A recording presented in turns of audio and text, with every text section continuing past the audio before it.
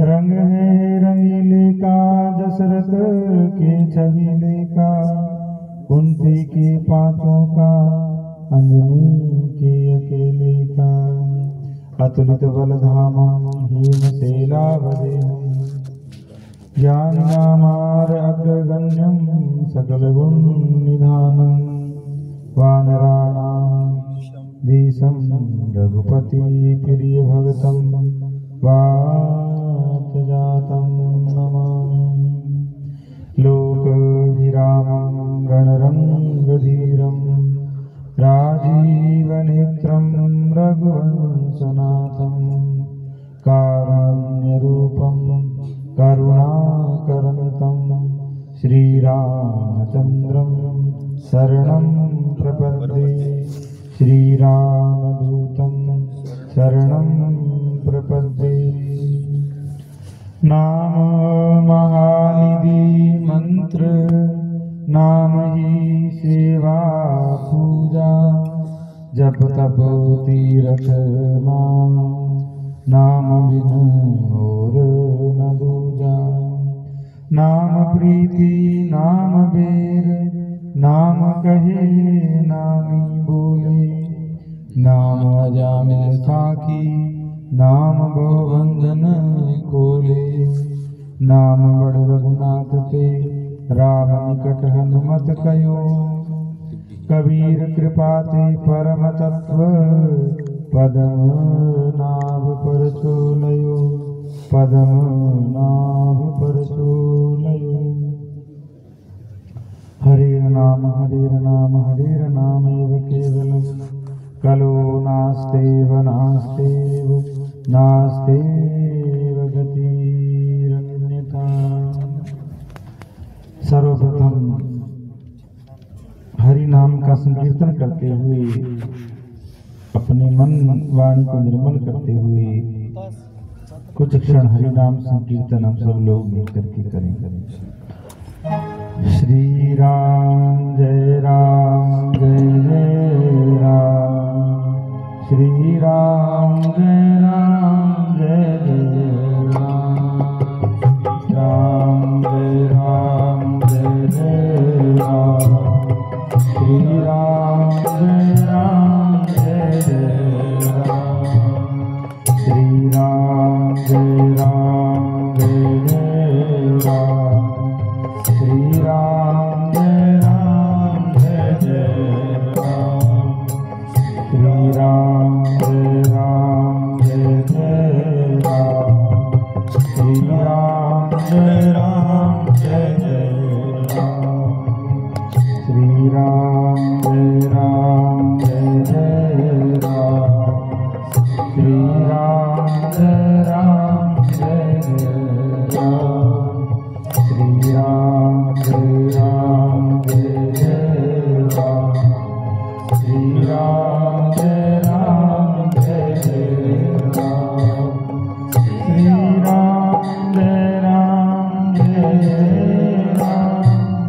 श्री राम जय जय राम, श्री राम जय जय राम, श्री राम जय जय राम, श्री राम जय जय राम। सीताराम जय सीताराम, सीताराम जय सीताराम, सीताराम जय सीताराम, सीताराम जय सीताराम।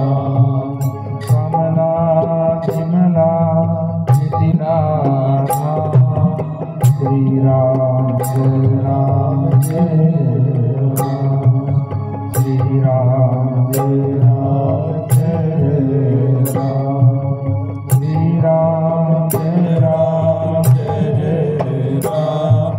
श्री राम जय राम।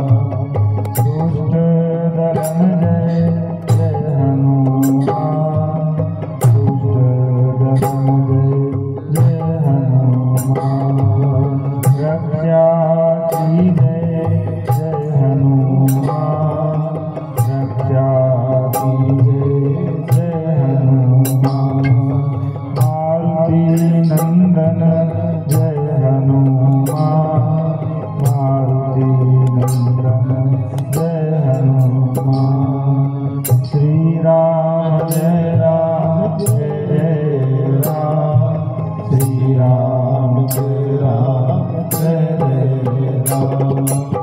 राम जय राम जय जय राम, श्री राम जय राम जय जय राम, श्री राम जय राम जय जय राम, श्री राम जय राम जय जय राम, श्री राम जय राम जय जय राम, श्री राम जय राम जय जय राम। जानकी वल्लभ सीताराम, जानकी वल्लभ सीताराम, श्री राम जय राम जय जय राम, श्री राम जय राम जय जय राम, श्री राम जय राम जय जय राम, श्री राम जय राम जय जय राम, श्री राम जय राम जय जय राम। श्री हनुमान जी महाराज की जय। जो तो संत बैठे तब तक कोई चाय नहीं। श्री हनुमान जी महाराज की जय हो, श्री रामचंद्र भगवान की जय हो, श्री अयोध्या धाम की जय हो, श्री सरयू महारानी की जय हो, सब संतन की जय हो, सब भक्तन की जय हो। जय जय श्री सीताराम, जय जय श्री राधे श्याम, जय जय श्री राधे श्याम। नारायण। तो बड़ी सौभाग्य की बात है, भगवान की, हनुमान जी की हम सब पर अहेतु की कृपा हुई है। इस कृपा के फल स्वरूप ही हम सब आप इस हनुमान जी की गुणगान जागरण का सहभागी बनने का सौभाग्य प्राप्त हुआ है। तो इस कलयुग के जो राजा हैं वो श्री हनुमान जी हैं। भगवान राम जी ने जब त्रेता में लीला करके लीला का विश्राम किया, लीला का स्मरण किया और लीला पूर्ण करके भगवान राम सरयू नदी के माध्यम से साकेत प्रस्थान करने लगे, साकेत जाने लगे। तो बारी बारी सब लोग सरयू में डुबकी लगाते और साकेत में प्रकट हो जाते। जितने भी अयोध्यावासी थे, भगवान राम के पार्षद गण थे, सेवक गण थे, सब के सब सरयू में डुबकी लगा करके नित्य धाम पहुंच गए। लेकिन जब लास्ट में हनुमान जी बचे और राम जी बचे, तो राम जी ने कहा, हनुमान जी आप क्यों पीछे हैं, आप भी डुबकी लगाइए और मेरे उस नित्य निज धाम में पहुंच जाइए। तो हनुमान जी ने भगवान राम के चरणों में प्रार्थना करके एक बात पूछी कि भगवान इस दास को कृपा करके बताइए, मैं अवश्य आपके धाम चलूंगा, आपके संग में ही रहूंगा, पर मुझे एक बात बताइए। जब से इस धरती पर दास का आना हुआ है तो बारंबार ऐसे प्रसंग जीवन में आपके सुनने को मिला है, आपके नाम का आनंद लेने को मिला है, आपके नाम के अमृत को पीना मिला है। तो क्या आपके धाम में आपका नाम है, क्या आपके धाम में आपकी कथा है, क्या आपके धाम में आपका गुणगान है? तो भगवान ने कहा, धाम में मैं स्वयं विराजता हूं। भगवान का जो नित्य साकेत धाम है वहां भगवान स्वयं विराजते हैं।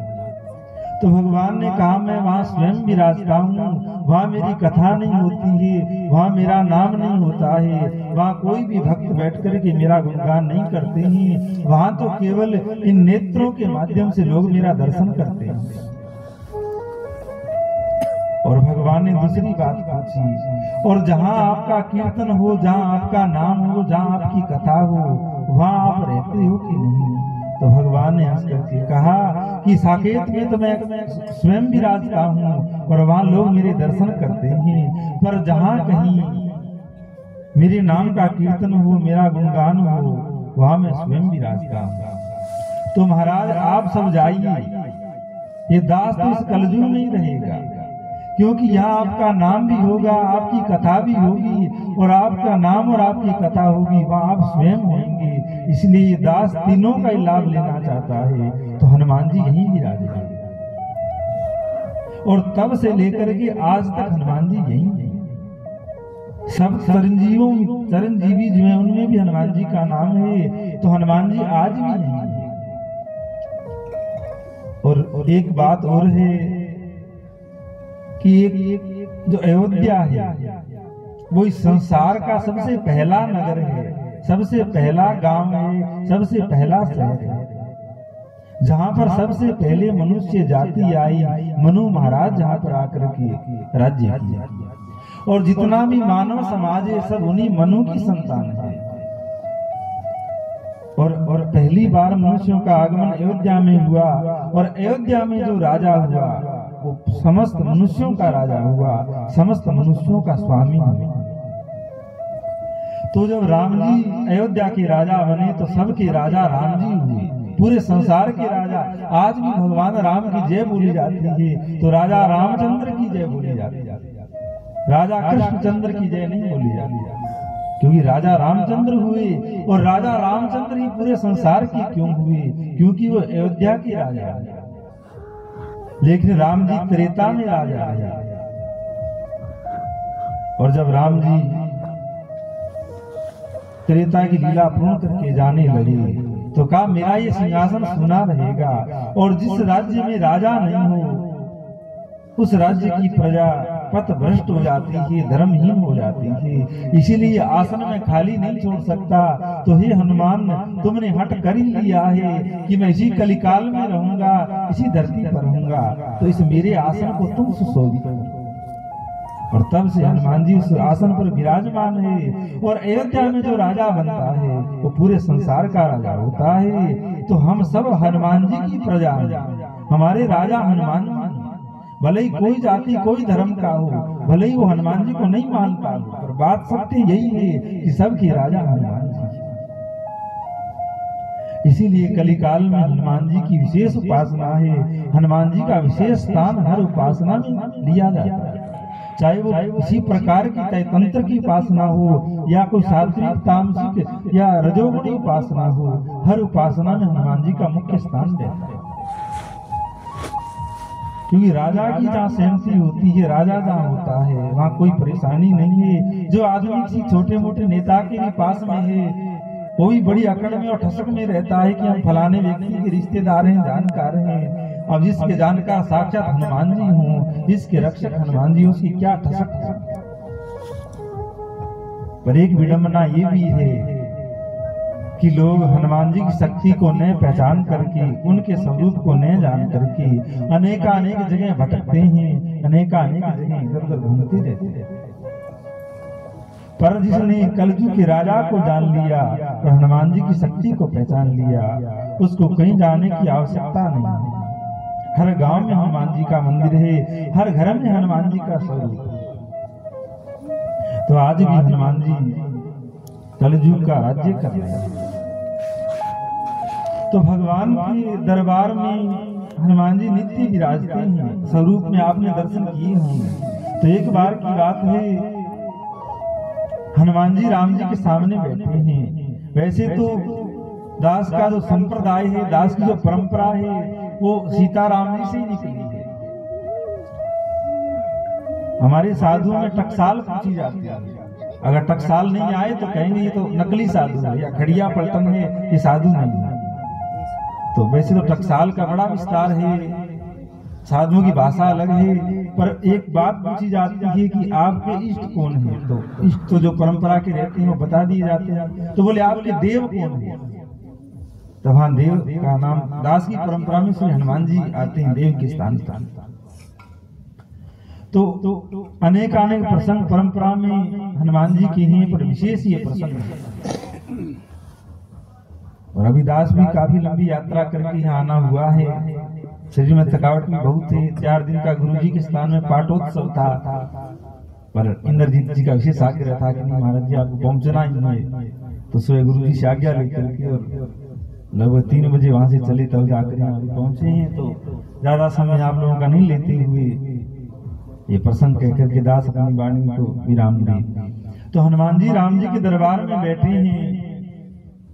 हनुमान जी जब राम जी को देखते हैं तो राम जी की नजर इधर उधर होती है, और जब हनुमान जी इधर उधर देखते हैं तो राम जी की नजर हनुमान जी पर होती है। कोई आदमी किसी से नजर कब चुराता है? जब वो किसी बात को लेकर के उससे दबता हो, या उसने ऋण ले रखा हो, किसी का कर्ज ले रखा हो और कर्जा उतरा नहीं हो तो आदमी नजर नहीं मिला सकता। सामा संसार में व्यवहार में देखते हैं तो हनुमान जी का राम जी पर इतना गर्व चढ़ा हुआ है कि आज तक हनुमान जी कभी राम जी कभी हनुमान जी को नजर मिला करके बात नहीं करते। आज हनुमान जी दरबार में बैठे हैं, अनेकानेक और पार्षदगण विभीषण सुखदेव नल नील इत्यादि बैठे हुए हैं, और आज हनुमान जी कुछ उदास है। राम जी ने हनुमान जी से पूछा, अरे हनुमान, जो मेरा नाम लेता है वो सर्व भयों से मुक्त हो जाता है। सक्रे देवाय प्रपन्नाय तास्मति याचते सर्वभूतो भयम् अभ्ये पद्ददामि। हे हनुमान, जो मेरा नाम लेता है, मेरी शरण में आता है, उसको मैं सब भयों से मुक्त कर देता हूँ। यहाँ तक मृत्यु और काल का भय भी उसके जीवन से चला जाता है, और तुम तो मेरा निज सेवक निज दास है, और तुम उदास है, क्या कारण है? हनुमान जी ने कहा कि महाराज, जिस संसार जिस कलयुग की प्रजा का आपने मुझे राजा बनाया है, वो प्रजा बड़ी दुखी है, बड़ी परेशान है। देखिए, साधु का शब्द एक एक सारगर्भित होता है, अनेक अनेक बात को लिए होता है, तो साधु कम बोलता है पर सार में बोलता है, थोड़ा ध्यान से सुनिएगा। तो हनुमान जी ने कहा कि महाराज, जिस प्रजा का राजा इस दास को बनाया है वो प्रजा बहुत दुखी है, और अगर ईमानदार राजा हो, आजकल की तो चर्चा ही हो रही है, हम मौज करें बाकी प्रजा जाए भाड़ में, गांव जाए भाड़ में, ऐसा राजाओं का विचार है। पर जहाँ ईमानदार राजा है वहां ऐसी बात है। हनुमान जी ने कहा, मेरी प्रजा सुखी नहीं है, घर के अन्य सदस्य सुखी नहीं है, तो घर का मुख्य कैसे प्रसन्न रह सकता है? तो महाराज, आपने मुझे इस प्रजा का राजा तो बना दिया, पर ये प्रजा दुखी है, और प्रजा दुखी है तो प्रजा का राजा भी दुखी है। तो आप कृपा करके ऐसा उपाय दीजिए जिसके द्वारा मेरी ये प्रजा सुखी हो सके, प्रसन्न हो सके, क्योंकि कलिकाल आ गया है, और कलिकाल के द्वारा अनेकानेक ऐसे व्यवधान, प्रमाद, अवसाद प्रकट कर दिए गए हैं, जिनके कारण कलयुगी जनता परेशान रहती है। किसी के घर में प्रेत का प्रवेश है, किसी के शरीर में कोई न कोई व्याधि है, ये सब नहीं है तो कोई अन्य अन्य परेशानियों से ग्रस्त है, तो प्रजा दुखी है तो राजा दुखी है, आप कोई उपाय बताइए। तो राम जी ने कहा कि हनुमान, ध्यान दे करके सुनना, ये तुम्हें भी आनंद देगी, और इस कलिकाल में जो मेरी इस बात का आश्रय लेकर के जीवन व्यतीत करेगा, वो भी महान आनंद भोग करके अंत में मेरे धाम को पहुंचे। अन्यथा इस कलिकाल जो युग होते हैं उनमें शक्ति भगवान की रहती है, इनको चलाने में शक्ति भगवान की काम करती है, तो कलयुग में भी शक्ति भगवान की है, इससे कोई बच नहीं सकता है। बड़े बड़े महात्माओं को भी कलयुग ने ग्रास लिया है, ग्रसित कर लिया है, लेकिन वो उपाय जो बताया वो ध्यान देकर के सुनिएगा। कोई व्यक्ति इस उपाय का आश्रय लेगा, वो हर प्रकार के कली के भय से मुक्त हो जाएगा, उस घर में कली युग का प्रवेश नहीं होगा, उस घर में भयंकर बीमारी, रोग व्याधि नहीं आएगी, अन्य अन्य जो भी केस कबाड़ी इत्यादि की भी परेशानी परिवार संसार में आती है वो नहीं होगी। ये कब होती है? जब घर में कलयुग आता है। कलयुग भागवत में प्रसंग आता है, 4 कारणों से कलयुग घर में आता है। गलत आचरण हो, गलत खान पान हो, गलत दृष्टि हो, धन कमाने के लिए धर्म का विचार नहीं हो, बस धन आना चाहिए, किसी भी प्रकार से धन आ जाए, इत्यादि बातों से घर में कलयुग का प्रवेश हो जाता है। और जब कलयुग प्रवेश करता है तो उस घर की शांति, उस घर का आनंद, उस घर का वैभव तुरंत चला जाता है। तो राम जी ने कहा, हनुमान ध्यान दे करके सुनो, मैं एक मंत्र बताता हूँ, तुम भी इसका जप करना, और जो भी तुम्हारे आश्रित हो, जो भी तुम्हारी शरण में हो, उनको भी ये मंत्र देना, तुम ये मंत्र जपो तो मैं भी ये मंत्र जप करके आनंद में रहता हूँ, प्रसन्न रहता हूँ। और तुम भी इस मंत्र का आश्रय लोगे तो तुम्हारे जीवन से भी दुख विदा हो जाएंगे और भगवान की कृपा का वर्षण तुम्हारे जीवन में होगा और तुम नित्य आनंद भोग करके अंत भगवान के धाम में प्रस्थान करोगे। तो बात तो सामान्य, अंतिम जो बात है वो सामान्य है।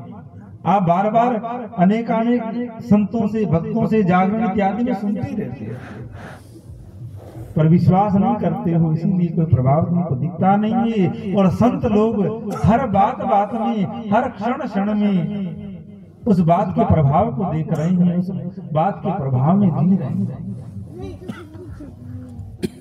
तो राम जी ने वो बात कही, श्री राम जय जय राम, श्री राम जय जय राम। ये हनुमान, ये मेरा विजय मंत्र है, इसका तुम भी आश्रय लो और तुम्हारी शरण में जो भी आए उनको भी इस मंत्र का आश्रय उनको प्रदान करो। तो आप विश्वास करके चलिएगा। इधर हनुमान जी विराज रहे हैं, दास का साधु का स्वरूप है, सामने शालिग्राम जी विराज रहे हैं और धरती के ऊपर आसन है। जब भी जन्म होगा इसी धरती पर ही आएंगे, इसी आकाश के बीच में रहेंगे और मुक्त हो गई तो भगवान के धाम पहुंच जाएंगे। तो इन सबको साक्षी मान करके आप विश्वास करिएगा, जो भी कलिकाल में भगवान के नाम का आश्रय लेगा वो हर प्रकार के भयों से मुक्त हो जाएगा, उसके जीवन से कलयुग चला जाएगा। ये हनुमान जी का वाक्य। नाम महानिधि मंत्र नाम ही सेवा पूजा, जब तब तीरथ नाम, नाम बिन और न दूजा। नाम प्रीति नाम बेर, नाम कहे नाम ही बोले। नाम अजामिल साखी, नाम वो बंधन खोले। नाम बड़ रघुनाथ ते, राम निकट हनुमत कयो। कबीर कृपाते परम तत्व, पद्म नाभ पर चोले। कलयुग में अनेकानेक भक्तों को, संतों को मात्र राम नाम से अनेकानेक परिचय प्राप्त हो गए हैं, अनेकानेक चमत्कार प्राप्त हो गए हैं। तो सब बातों का यही सार है। ये जागरण भी अगर संशोधन किया जाए, चर्चा करी जाए तो लास्ट में नाम पर समाप्त होती है कि राम नाम का जप करो। हनुमान जी राम नाम का जप कर कितने प्रभावशाली हो सकते हैं, तो हम क्यों नहीं हो सकते। हनुमान जी खुद की पूजा करवा कर प्रसन्न नहीं होते हैं। हनुमान जी कहते हैं जो कार्य मैं करूं वो कार्य तुम करो, और जिस आनंद में मैं डूबता हूं उसी आनंद में तुम डूबो, तब हनुमान जी प्रसन्न होते हैं। लेकिन बातें संतों के द्वारा बड़ी दिव्य और ऊंची से ऊंची कह दी जाती है, पर हमारी मलिनता, हमारी बुद्धि इतनी कलिमल ग्रस्त हो गई है, इन बातों में हमारा विश्वास नहीं होता है, हमारी श्रद्धा नहीं बनती है और बिना श्रद्धा के कोई काम होता नहीं। अन्य अन्य धर्मावलंबी कुछ कोई भी तंत्र मंत्र जंत्र बता देंगे, घर में आ जाएंगे, करेंगे, सब बात पे विश्वास होगा। और स्वयं हनुमान जी कह रहे हैं, स्वयं राम जी कह रहे हैं, वेद व्यास जैसे ऋषि महात्मा बोल रहे हैं, आप केवल नाम का आश्रय लीजिए और इस कलिकाल में प्रसन्नता से कलियुग रूपी भव सागर से पार हो जाए। और नाम का आश्रय नहीं लिया तो प्रारब्धवश कुछ दिन आप आनंद भोग सकते हो, अंत में ये कलिकाल ऐसा है, किसी को भी सुखी नहीं रहने दे रहा है, किसी को भी आनंद में नहीं रहने दे रहा है। किसी के पास में धन नहीं है, धन बढ़ गया तो संतान ठीक नहीं है, संतान ठीक है तो कुछ और समस्या होती है। कलयुग के द्वारा कोई न कोई अवसाद प्रमाद मनुष्य के साथ में लगाया हुआ। और भगवान स्वयं कह रहे हैं, मेरे से बढ़कर के मेरा नाम। और ठीक है, पीछे से परंपरा चली आ रही है, इस तरह जागरणों का आयोजन करना, भगवान के अनेकानेक भजनों का गुणगान करना, पर आपको असल में भगवान की कृपा प्राप्त करनी हो, भगवान बालाजी का चमत्कार प्रत्यक्ष देखना हो, तो कभी ऐसे बैठो कि आज हम रात्रि भर केवल भगवान के श्री राम जय राम नाम का कीर्तन करेंगे। पर मन की मलिनता इतनी अधिक है कि एक भजन भी अगर दोबारा गा दो तो लोग ऊब जाते हैं, बार बार वही गा रहे हैं, क्योंकि मन को भी वो भगवान के नाम का स्वाद मिला नहीं है। आपने अभी तक भगवान के नाम की महिमा जानी नहीं है, तभी तक तुम्हारा ऐसा भाव है। और जिसने नाम की महिमा जान ली वो राम राम राम, इसके अलावा और कुछ उसको स्वाता नहीं है, इसके अलावा वो और कुछ बोलता नहीं। और लोग तो इतना जानते हैं कि ठीक है राम जी है, और राम जी के इष्ट सीता हनुमान जी, और हनुमान जी के इष्ट सीताराम जी। इन सब का इतना रहस्य है, इतनी गहरी बात है कि आप क्या आधा संसार इन बातों से। संतों में बैठिए, सत्संग सुनिए, और राम जी का हनुमान जी का वो रहस्य जानिए जो बड़े बड़े सिद्ध संत नहीं जानते। खाली भूत भगाने के लिए, संसार की चिंता दूर करने के लिए हनुमान जी नहीं, ये परम गति दे देने वाले हैं। इस भव सागर, इस अनेकानेक कलिमल ग्रस्त और अनेकानेक जन्मों से जो यात्रा चली आ रही है, उस यात्रा से छुड़ाने वाले हैं। पर हम तो हनुमान जी को तभी याद करते हैं जब कोई समस्या पड़े, या कोई घर में कोई समस्या हो, या कोई संत महात्मा ने कोई उपाय बता दिया हो, तो चलो भाई हनुमान जी के मंदिर चले। बाकी हनुमान जी तो परम गुरु है। सुग्रीव ने हनुमान जी को गुरु माना, आगे किया, तो हनुमान जी ने राम जी को सुग्रीव से मिला दिया। तो हनुमान जी केवल एक रूप को ही न जान करके उनका जो समग्र स्वरूप है उसको जानिए, तभी ये जीवन जन्म सफल होगा। अन्यथा एक व्याधि और भूत हनुमान जी भगा देंगे तो और व्याधि होगी, वो कोई और देवता भगाएगा। और स्वरूप को जान लिया तो हनुमान जी में ही राम जी प्रकट हो जाएंगे, हनुमान जी में श्री कृष्ण प्रकट हो जाएंगे, और हनुमान जी में तुम्हारे गुरुदेव प्रकट हो जाएंगे। तो ज्यादा कुछ कहने का भाव नहीं है। और वैसे भी 5 दिन अब साधुओं में रह के आए हैं, तो उनकी खुमारी अभी चढ़ी हुई है। पहले 1 महीना कुंभ में थे तो वहां साधुओं में रहे, और अभी 5-4 दिन से वहाँ पाटोत्सव में थे तो चढ़ी हुई है। तो इसीलिए माइक को छोड़ना ही ठीक है। सब लोग भजन करिए और हनुमान जी को प्रसन्न करिए, हनुमान जी कृपा प्राप्त करिए, और सब लोगों को आशीर्वाद है। खूब भगवान का भजन करो, खूब हनुमान जी का अनुष्ठान ध्यान वंदन करो। अन्य किसी चक्कर में नहीं पड़ी। संसार अनेकानेक दुख व्याधि में ग्रस्त है। बोले वहां को डोरा करता है, वहां को चदर चढ़वाता है, वहां इन सब में किसी में न पढ़ करके एकमात्र हनुमान जी की शरण में आकर के सुंदरकांड का पाठ करके जितना बड़ा दुख हो उतने आर्त भाव से उनको बोल दीजिए। ये सुनते हैं। और देखिए भगवान के मंदिर में कोई भेद नहीं है, चाहे वो सालासर का मंदिर हो, चाहे अयोध्या की हनुमान गढ़ी हो, या इस ग्राम का ये हनुमान। भेद हमारी बुद्धि में है। मंदिर जितना बड़ा होगा उतने बड़े ही भगवान को आंक लेते हैं, पर भगवान को मंदिर से नहीं आंका जाता है, भगवान को उनके स्वरूप से आंका जाता है। चाहे वो बालाजी का स्वरूप बड़ा मूर्ति के रूप में हो या छोटी मूर्ति के रूप में। तो इस भेद को समाप्त करके जितनी बड़ी आपकी श्रद्धा होगी उतना बड़ा ही लाभ आपको उसी मंदिर से हो जाएगा जहाँ आप पास से जल्दी से पहुंच सकते हैं। और अभी हम रास्ते में आ रहे हैं तब भी चर्चा हो रही थी कि भगवान दूर नहीं है, हनुमान जी दूर नहीं है, चाहो वहां प्रकट हो सकते हैं, पर हम लोगों को विश्वास नहीं। हम सोचते हैं ठीक है चर्चा बहुत सुनी है, देखा किसने? देखने वाले देख रहे हैं, बात करने वाले भगवान से आज भी बात कर रहे हैं। बस कमी ये है, कई मिलते हैं महाराज हम तो इतने सुंदरकांड का पाठ कर लिए, इतना जप कर लिए, इतना नित्य हनुमान चालीसा का पाठ करते हैं, कुछ हुआ नहीं। हुआ क्यों नहीं? क्योंकि तुम्हारे में विश्वास नहीं है। अन्यथा सुंदरकांड और हनुमान चालीसा तो बहुत बड़ी बात है। कुछ देर बैठकर राम नाम का कीर्तन कर लिया तो हनुमान जी प्रसन्न हो गए।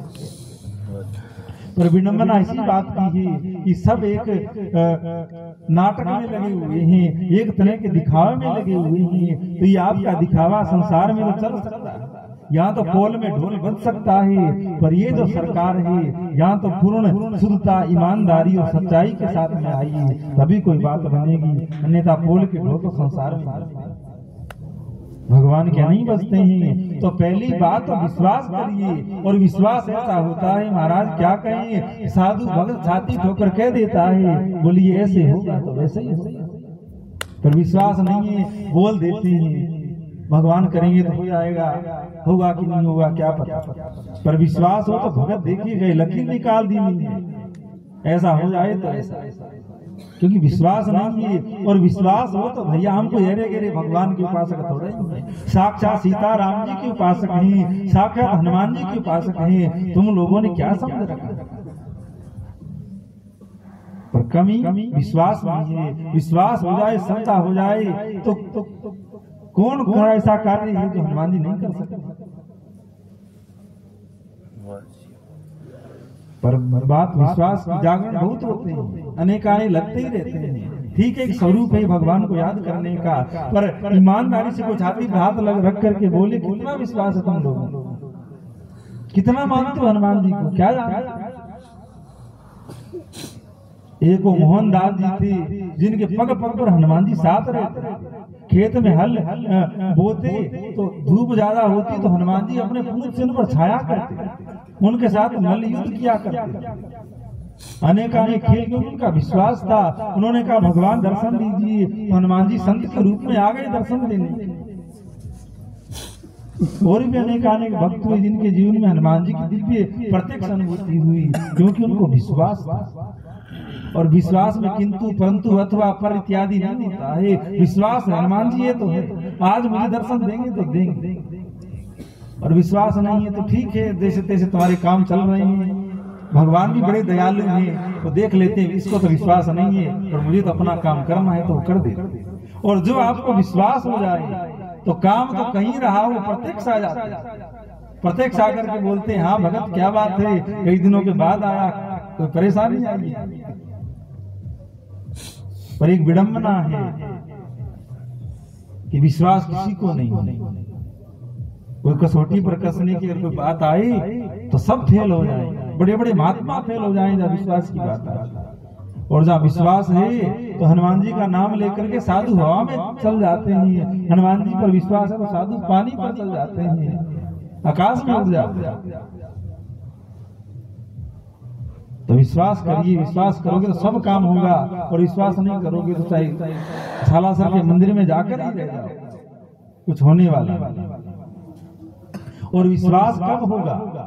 ये मन में विश्वास क्यों नहीं होता? कई लोग कहते हैं महाराज हम चाहते हैं विश्वास हो, विश्वास करें क्योंकि सब प्रत्यक्ष है, चमत्कार हर रोज हो रहे हैं, हम देख रहे हैं, पर विश्वास बन नहीं रहा है। क्यों नहीं बन रहा है? लहसुन प्याज खाओगे, हनुमान जी के दर्शन करोगे, कहाँ विश्वास बन? यहाँ तक हनुमान जी की उपासना की बात आती है तो चाय पीने का भी निषेध हनुमान जी की उपासना में। और तुम लहसुन प्याज खा करके सोचो हनुमान जी प्रसन्न हो जाएंगे, तो कभी नहीं होंगे, बिगड़ और जाएंगे। तो पहले अपना आहार शुद्ध करिए, उसके बाद चाहे एक 40 का ही पाठ करिए, एक बार ही सुंदरकांड का पाठ करिए, हनुमान जी विशेष प्रसन्न होंगे। और अगर तुम्हारे में योग्यता होगी तो दर्शन दे देंगे, योग्यता नहीं भी होगी तो अपनी अनुभूति करवा देंगे कि कोई शक्ति है तुम्हारे साथ में, तो कैसे ही घूम कहीं घूम, तेरे को चिंता की आवश्यकता नहीं, डरने की बात नहीं है, क्योंकि मैं तेरे साथ हूं, मैं तेरे साथ। अभी कोई बात हुई तो साधु में थोड़ा झगड़ा हो गया, तुमने देखा तो साधु ने इतनी सहजता और सरलता से कहा तुमने क्या समझ रखा, मैं अकेला हूँ, बचपन में माँ बाप छोड़ दिए, साधु बन गया, तुमको क्या लगता है मेरे साथ कोई नहीं? जिसके भरोसे मैंने लंगोटी लगाई है, जिस बालाजी का मैंने आश्रय लिया है, वो हमेशा हमेशा मेरे साथ चलता है। अगर तू इतना पहलवान है तो मेरे हाथ को भी हिला कर दिखा। और साधु ने ऐसे हाथ कर लिया, मान लो कि पूरे भारत में मान्यता प्राप्त पहलवान था, हाथ के एक बाल नहीं हिला पाया साधु, क्योंकि विश्वास की बात है, विश्वास है तो भाई भगवान। बिन विश्वास भक्ति नहीं, तई बिन द्रवे न राम, और बिन द्रवे श्री राम के जीवन लय विश्राम। जब तक विश्वास नहीं करोगे तो जीवन में भक्ति नहीं बनेगी, और भक्ति नहीं बनेगी तो भगवान नहीं मिलेंगे, और भगवान जब तक नहीं मिलेंगे तब तक संसार के कितने ही कर्म कर लेना, तुमको विश्राम मिलने वाला नहीं है, शांति मिलने वाली नहीं है, आनंद मिलने वाला नहीं है। तो एक ही बात है, विश्वास कैसे बने ये बात बनाई। और पहला उपाय यही है कि आहार पर ध्यान दें, विशेष कृपा चाहिए तो लहसुन प्याज छोड़ना पड़ेगा, विशेष कृपा चाहिए तो सदाचार संयम नियम का पालन करना पड़ेगा। छोटी सी कोई बात हो गई, हनुमान जी की बड़ी कृपा, अरे क्या कृपा, हनुमान जी कृपा हो तो देखो आप कृपा की चमत्कार। बंदा कुछ नहीं था, विश्वास हुआ, मानने लगा तो दूर से उठाकर कहाँ बिठा दिया, भैंस दूध नहीं दे रही थी, हनुमान जी प्रसाद चढ़ा के आगे दूध देने लगी, कृपा हो। बच्चा रो रहा था, भूत लाके लगा दी, चुप हो गया तो कृपा हो गई। क्या इतना छोटा इनको समझ रखा? कोई करोड़पति व्यक्ति और तुम जाकर उसे 10 रुपया मांगो तो उसकी बेइज्जती नहीं। हर रोज हनुमान जी की, राम जी की हम सब अपमान करते हैं और कहते हैं कि कृपा है। क्या कृपा? ये देने में आएंगे तो ये छोटी चीजें देंगे, ये देने में आएंगे तो संसार के ऊपर बिठा देंगे, संसार का मालिक बना देंगे। पर विश्वास तो करके देखिए। आज उन मोहनदास जी की समाधि पर दुनिया जाती है, माथा टेकती। राघव दास जी आज भी विराजते हैं, हनुमान जी की उपासना करके आकाश मार्ग से चलते, धरती पर पैर नहीं रखते। तो प्रसंग तो अनेकानेक हैं और दास का स्वभाव ही कुछ खराब है कि बोलने लग जाते हैं तो विचार नहीं रहता है, और जागरण वाले भी सोने लग गए हैं। तो अब आप अपना शुरू करिए और दास को प्रस्थान करना है। तो जय जय श्री सीताराम, जय जय श्री राम।